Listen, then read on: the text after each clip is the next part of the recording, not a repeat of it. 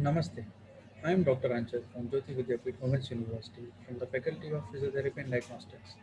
The topic that we are going to learn today is PIVD, that is prolapsed intervertebral disc. So, what is intervertebral disc and how does it prolapse? We'll learn in this lecture.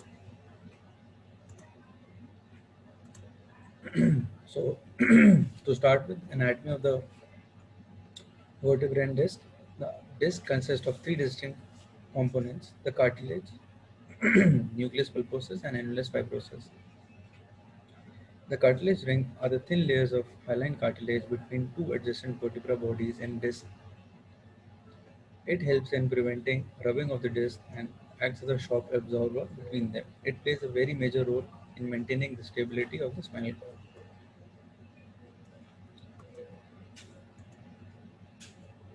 Now, uh, PIVD happens in various stages. So let us discuss the stages of PIVD. It has four stages. First stage is bulging.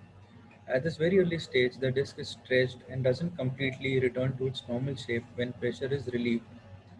It retains a slight bulge at one of the side of the disc. Some of the inner disc fibers could be torn, and the soft jelly, that is the nucleus pulposus, is spilling outwards into the disc fibers, but not on the disc. Stage 2 is protrusion. At this stage, the bulge is very prominent, and the soft jelly center has spilled out in the inner edge of the outer fibers, barely held by the remaining disc fibers. Third is extrusion. In this case of herniated spinal disc, the soft jelly has completely spilled out of the disc and now is protruding out of the disc fibers. Fourth is sequestration. Here, some of the jelly material is breaking off away from the disc and into the surrounding area. Prolapsed disc, commonly called a slip disc, a disc does not actually slip but it just protrudes. The most common sites of PIVD are C5, C6, L4, L5, and L5 to S1, usually occurring because of lifting, improper posture, or any kind of jerks.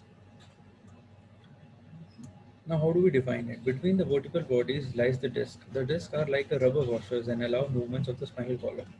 The disc contains jelly-like material surrounded by a fibrous ring. When the fibrous ring becomes diseased due to injury or any other condition, then the jelly-like substance is pushed out or prolapses into the spinal canal and causes pressure on the spinal cord and its accompanying nerve roots, giving out pain and tingling sensations, paresthesias also, and in the later stages, numbness. Factors can be congenital or developmental. Can be because of a poor nutrition, poor health habits, accumulated trauma, biomechanical factors such as insufficiency, such as imbalance, such as improper gait, improper posture, repetitive micro trauma, that is flexion, compression injuries, and tensional injuries. Repetitive mechanical activity due to the frequent bending, twisting, lifting, and other similar activities without break and improper stretching, it all adds up and leads to PIVD. Living a sedentary lifestyle uh, makes us gain weight, makes us go into improper posture, finally leading to PIVD. Traumatic injury to the lumbar disc commonly occurs when lifting while bent at a waist rather than lifting with legs while the back is straight. Obesity is another reason. Reasons such as tobacco use or mutation are also evident of causing PIVD.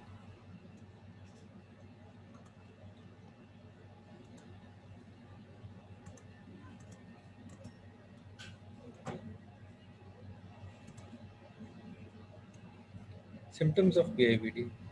The most common symptom are lower back uh, ache, that is severe lower back ache, pain radiating to the buttocks, legs, and feet. Walking can be painful or difficult. Pain made worse with coughing, straightening, or laughing. Muscle spasm, tingling or numbness in legs or feet.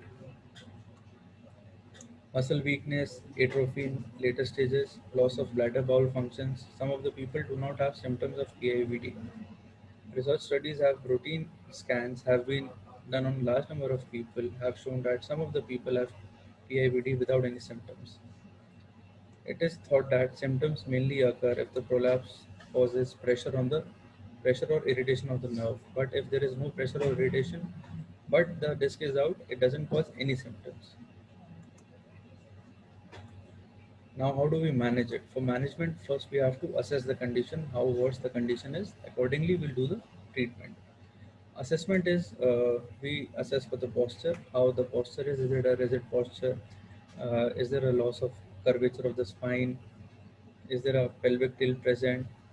Sciatic scoliosis may be present. We check for movements, we check for reaching out, we check for flexibility, we check for tenderness. Gait patterns that are evident in PIVD is excessive hip flexion.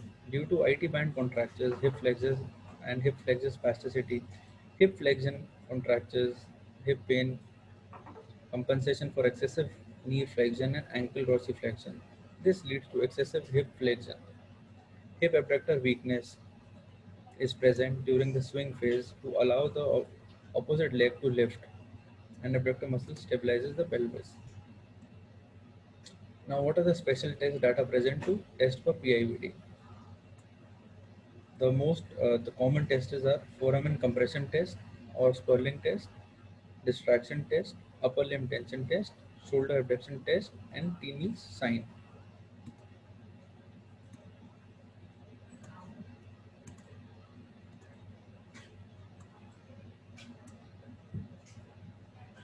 In case of lower limbs, we the tests are present are straight leg rest test, Lasix test, bowstring test, prone knee bending test, sensory impairment.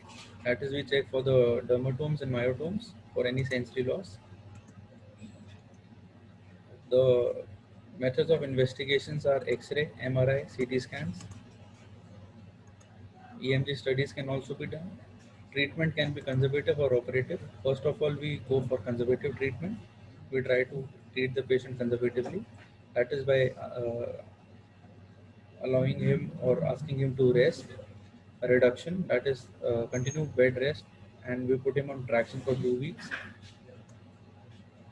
Operative managements uh, and conservation also includes isometric exercises, that is not moving but doing isometric exercises, strengthening of the core muscles, and if that is not successful, then definitely we have to go for operative methods to do the decompression of the nerves. Ice and cold pack therapy is useful.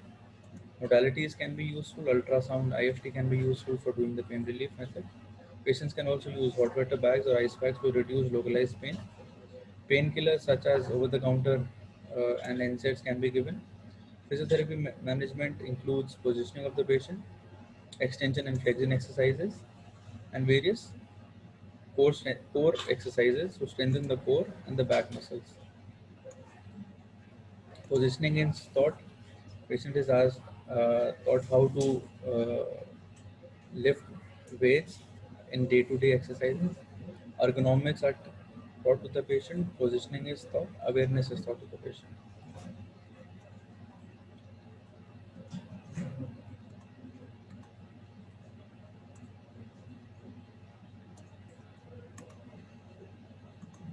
So this was about PIVD. I hope it is clear. In case of any doubts, you can put in a comment. Thank you so much.